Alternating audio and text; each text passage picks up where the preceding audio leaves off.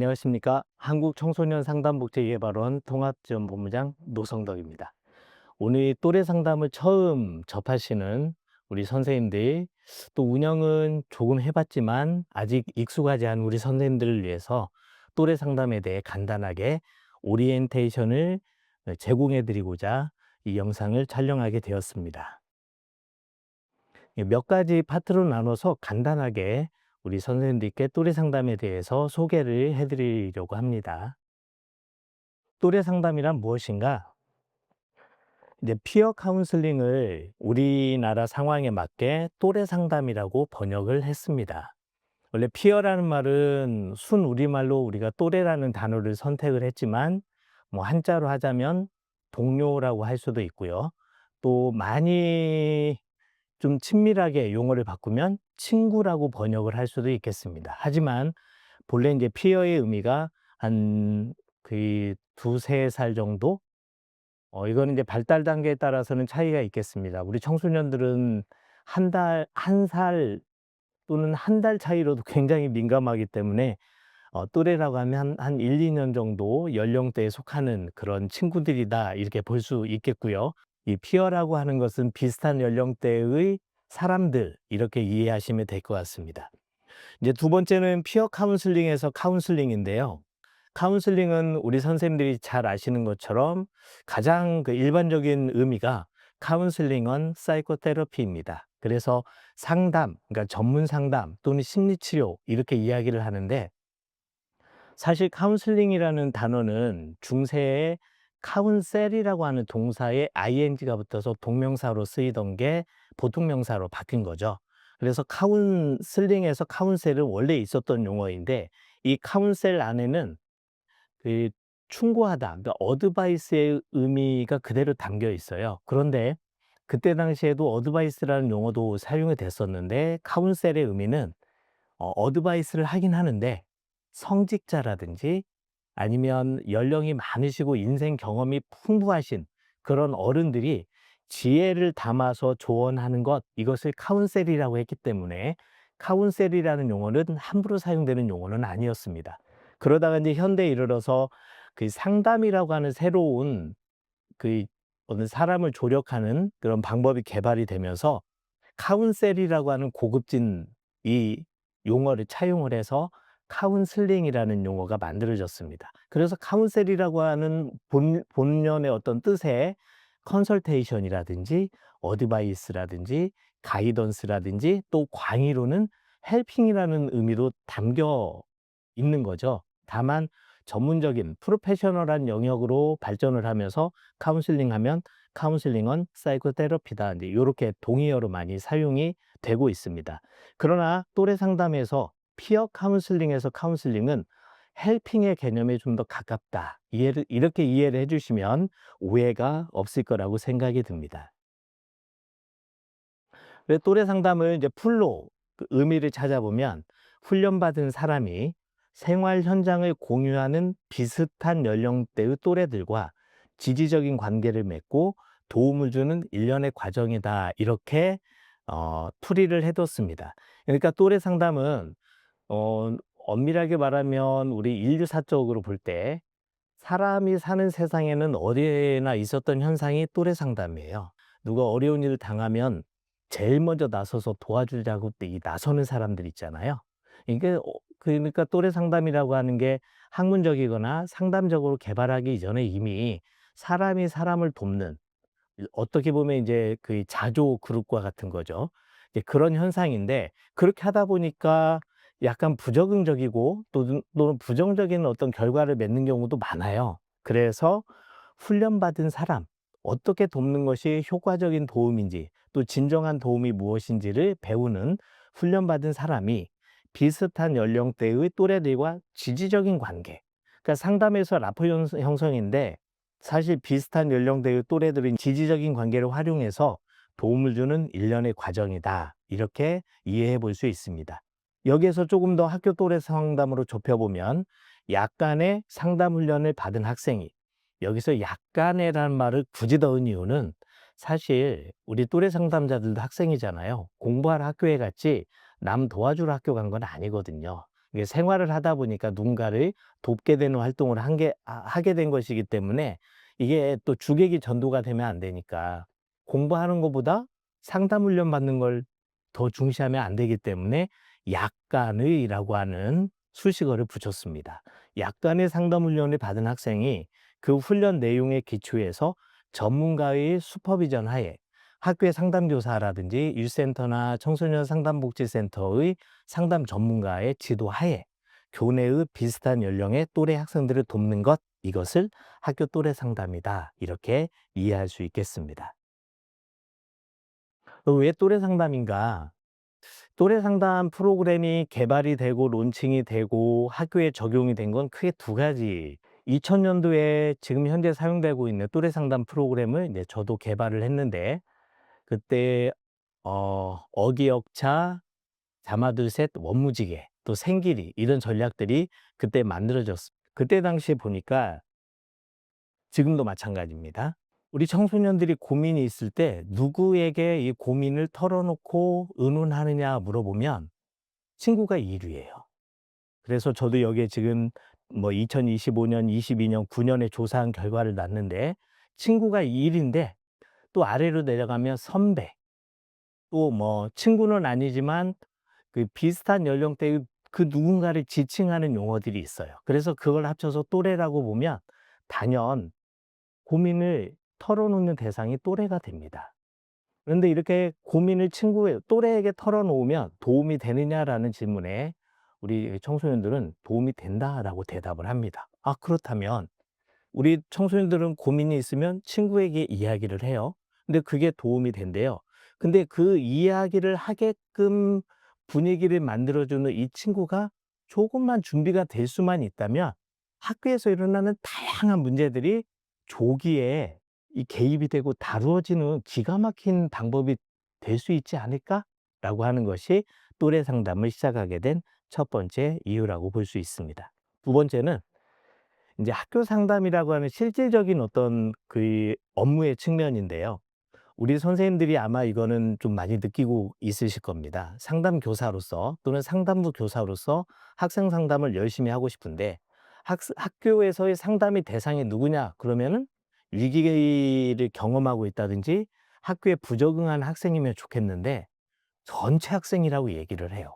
그럼 전체 학생을 우리가 인제 그 추상적인 구도로 보면 그냥 잘 지내는 친구들은 잠재 위기라고 보고, 그러니까 사실은 잘 지내고 있는데 약간 다툼이 있거나 뭐 이런 상황인 거죠.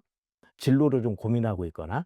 근데 여기에서 약간 대인 간 갈등이 생겨서 위로 올라가면 저위기가 되고, 거기서 심각해져서 학교에 부적응하고 울고 이러면 중위기가 되고, 학교를 중단을 하거나 친구를 때리거나 또는 맞거나 아니면 정서 행동에 장애까지 이렇게 유발되게 되면 이제 고위기가 될 수 있는데, 이것을 상담교사 혼자 다 하려니까 너무 어려운 거예요. 엄밀히 말하면 잠재위기나 저위기는 다루어 주는 서포트 그룹이 있으면 너무 좋겠다. 아예 고위기는 사실 위센터나 청소년 상담복지센터 전문가에게 의뢰하거나 협업을 하게 됩니다. 학교에서 큰 사고가 일어나게 되면 위센터나 청소년 상담복지센터, 또 지역에 있는 정신건강복지센터, 또 경찰까지 협업을 해서 상담 선생님을 도와서 학교에서 상담을 같이 하게 되죠, 학생에 대한 개입을. 그런데 만약에 중저위기나 저위기 수준의 문제를 옆에서 서포트해 줄 수 있는 그룹만 있다면 상담 교사로서 '나는 정말 문제가 있는 학생들을 상담하는 데 집중할 수 있을 텐데.'라고 하는 이 욕구가 또래 상담을 학교에서 선택하게 돼 굉장히 중요한 계기가 되었습니다.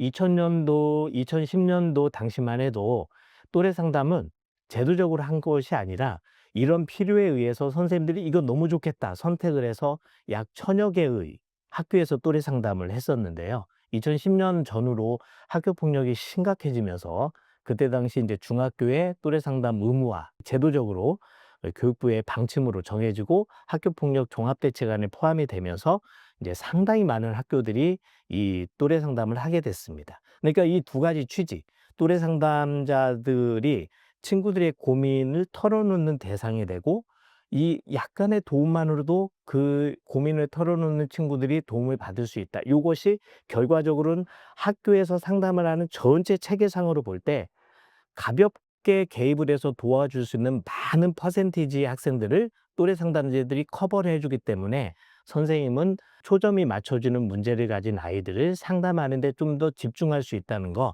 이렇게 되니까 또래 상담을 운영하면 상담 실적이 상당히 많이 나오게 되는 거죠. 선생님 혼자 일을 하심에도 불구하고.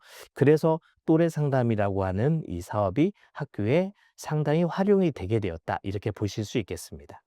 그러면 이런 활동을 하는 또래 상담자는 누구인가? 다르게 표현하면 누구여야 하는가? 하는 이제 고민을 하게 되는데요. 가장 메인은 친구를 돕고자 하는 의지로 지원한 학생이 또래 상담자로 가장 적합합니다. MBTI 성격 유형하고는 상관이 없습니다. 뭐 F 성향이 많은 친구가 또래 상담자가 되면 좀 더 감정적으로 공감하고 이걸 잘하겠지만 잘 훈련되지 않으면 감정에 끌려가 버릴 수가 있고요. T 성향이 강한 친구가 또래 상담자가 되면 고민이 있는 친구에게 객관적이고 합리적으로 뭔가 문제 해결 방법을 자꾸 제시하려고 해서 감정은 터치하지 못한 채 막 해결책을 제시하다가 어드바이스 하다가 인제 어긋나는 경우도 있기 때문에 역시 훈련과 지도가 필요한 거죠. 근데 여하튼 친구를 돕고자 하는 의지로 지원한 학생이 또래 상담자로 가장 적합하고, 그리고 기왕이면 대화하기를 좋아하는 학생, 듣기 좋아하고 뭐 이런 친구라면 더 좋겠죠. 그런데 이 학교에서는 간혹 이런 친구들을 선정해서 또래 상담반을 구성을 해야 됨에도 불구하고 반장들을 모아주거나 아니면 교칙을 위반한 학생들을 모아주는 경우도 있어요. 왜냐하면 혹시 또래 상담 프로그램이라고 하니까 그런 아이들 모아서 집단 프로그램을 하는 줄 알고 간혹 교장 교감 선생님이 요청이 있어서 "어떻게 해야 되나요?" 이런 그 고민을 질문으로 들을 때도 있습니다. 그럴 때는 또래 상담의 취지를 정확히 설명하셔서 또래 상담이 이 학교에서 제대로 효과를 발휘하기 위해서는 이런 조건을 갖추어서 학생을 모집을 해야 된다라고 하는 걸 말씀드리는 것이 좋습니다. 근데 또래 상담자는 또래 소정의 훈련을 반드시 마쳐야 되고요. 이 소정의 훈련은 대화 훈련으로 구성이 되어 있습니다. 그리고 또래 상담자는 누구를 돕느냐? 한마디로 얘기하면 본인이 도울 수 있겠다라고 생각하는 학생을 돕는 겁니다. 학교 폭력 가해자, 뭐 비행 청소년, 또 폭주하는 아이들, 약물한 아이들, 이런 아이들을 맞는 것이 아니고 본인이 쉽게 접근할 수 있는 친구를 중심으로 도움을 시작을 하는데, 도울 친구를 선택하는 것도 또래 상담자의 권리입니다.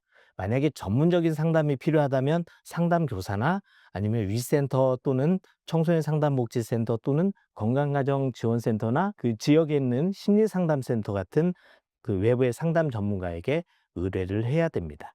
따라서 다룰 수 있는 문제도 또래 상담자의 수준에서 출발을 하는데 첫 해는 조금 어렵기도 하고 애매하기도 할 거예요. 근데 한 해, 두 해 거듭이 되고 동아리로 자리를 잡으면 잡을수록 또래 상담자들의 유능함을 또 선생님들이 경험하실 수도 있습니다. 그럼 또래 상담자는 왜 훈련을 받느냐?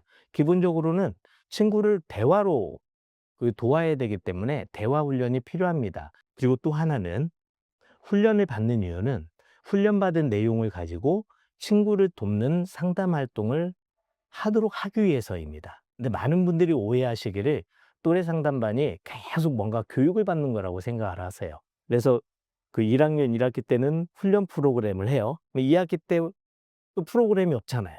그러면 후속 프로그램 안 주세요? 2학년 올라가면 또 다른 프로그램 없나요? 뭔가 그 사용할 수 있는 프로그램을 주세요 막 이러는데, 사실 또래 상담의 취지는 기본 교육을 한 후에는 또래 상담자로 활동을 하고 선생님들이 그 활동에 대해서 지도해 주는 그것을 위해서 또래 상담자들이 훈련을 받는다. 이렇게 이해를 하실 필요가 있습니다.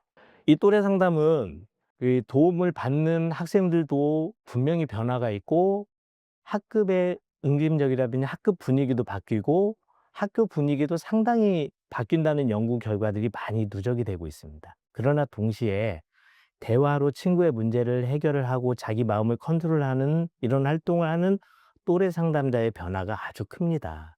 그래서 또래 상담 이 프로그램에서는 잠정적으로 좀 또는 이제 뭐 잠재적으로 그러니까 의도하진 않았지만 대화로 갈등을 해결하고 삶의 문제를 해결하기 위해 타인과 협력할 줄 알고 또 타인과 더불어 사는 가치를 소중히 여기는 이 땅의 건강한 차세대 리더를 양성한다라고 하는 비전을 가지게 되었습니다. 그러니까 또래 상담자로 선정이 되어서 초등학교 때 그리고 이어서 중학교 때 또 고등학교 또 대학에 또래 상담이 있고 그리고 군에도 또래 상담이 적용이 되고 있고 또 사회에 나가면 뭐 삼성전자, 삼성전기 각 사업체에서도 또래 상담을 운영을 하고 있습니다. 근데 이런 모습들을 보면서 '야 대화로 문제를 해결하고 타인의 입장을 정말 문제 해결을 위해서 고려하고 존중하고 이런 사람들이 리더가 아니겠는가.' 그러면은 또래 상담자를 양성한다는 것 자체 또 또래 상담자 활동을 지원한다는 것 자체가 이 대한민국의 차세대 리더들을 키워내는 거고 25만에서 40만 명씩 학교에서 비형식 교육 과정을 통해서 양성이 된다면 우리나라의 미래가 더 밝지 않을까라고 해서 이제 그런 비전을 저희가 품고 이 사업을 하고 있습니다. 아무쪼록 또래 상담을 시작하는 우리 선생님들이 첫 해는 아무래도 힘드십니다.